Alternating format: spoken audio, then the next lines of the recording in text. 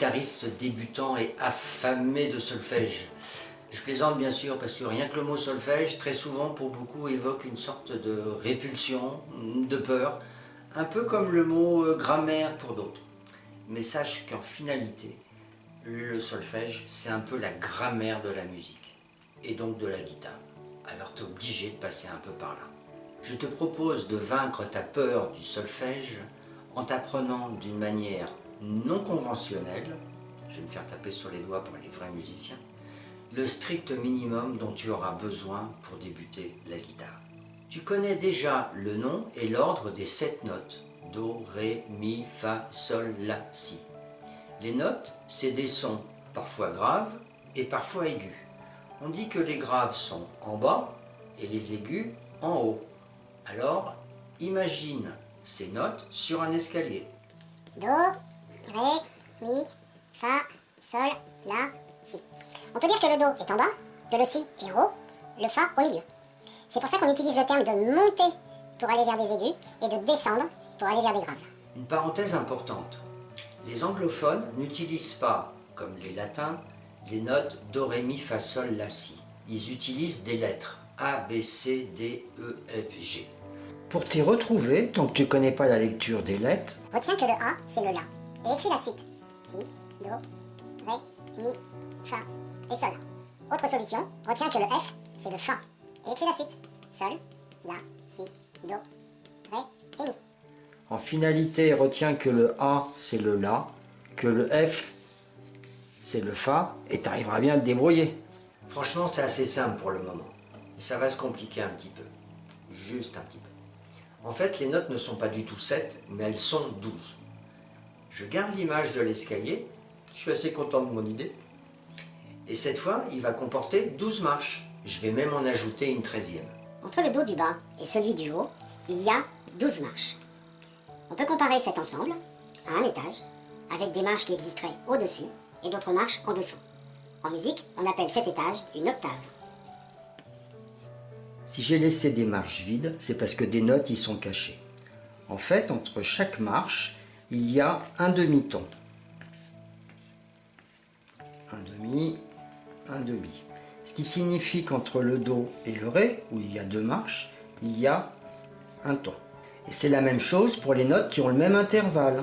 Le Ré et le Mi, le Fa et le Sol, le La et le Si. Un ton, un ton, un ton.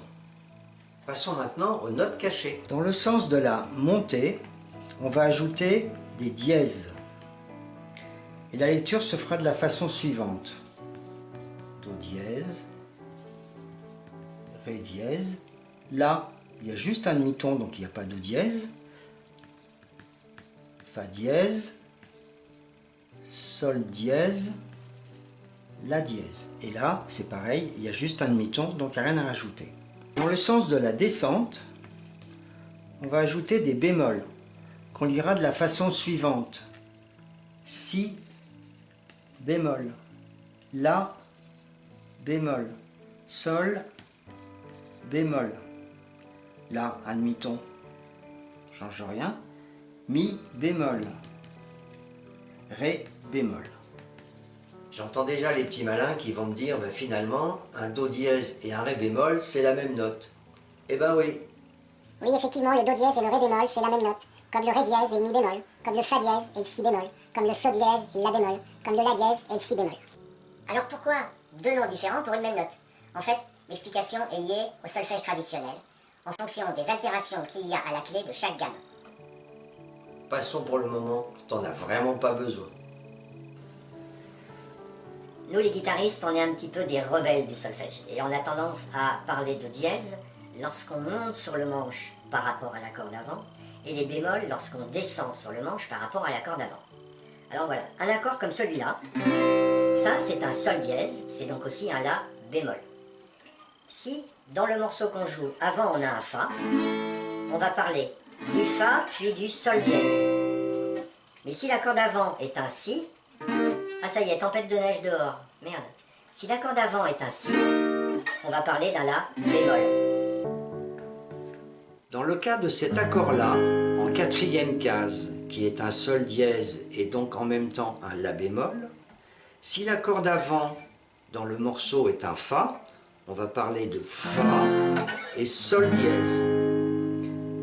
Par contre, si la corde avant est un Si, on va parler de Si, puis de La bémol. Sol dièse et La bémol pour le même accord. Et ça, c'est la cuisine des guitaristes.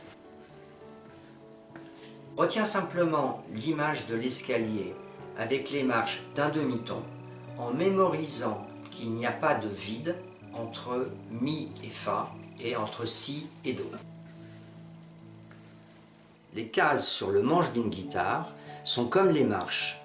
Un demi-ton les sépare. De ce fait-là, sur la corde de Mi, la première ici, tu vas avoir Mi, Fa, Fa dièse, Sol, Sol dièse, La dièse, Si, Do dièse, Ré, et ainsi de suite.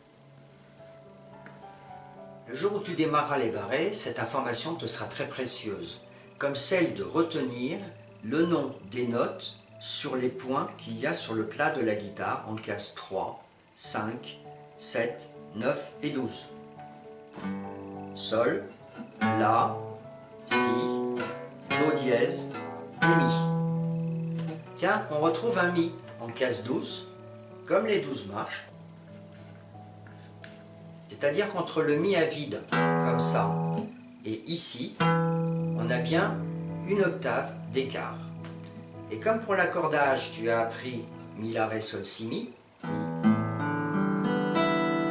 et bien en 12e case, tu vas retrouver une octave au-dessus, les mêmes notes. Mi, La, Ré, Sol, Si, Mi. Voilà pour le basique du solfège, concernant les notes. Mais il existe un autre type de solfège. Qui lui s'appelle le solfège rythmique.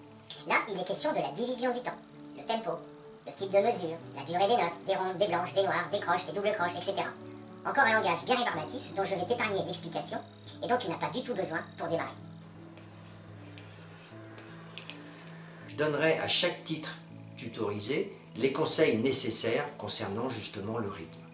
Mais ton meilleur allié, ça sera ton oreille et ton sens du rythme. Courage et garde le sourire. Je laisse sous le titre de la vidéo le lien qui te donnera accès à un fichier que tu pourras consulter ou télécharger. À très vite.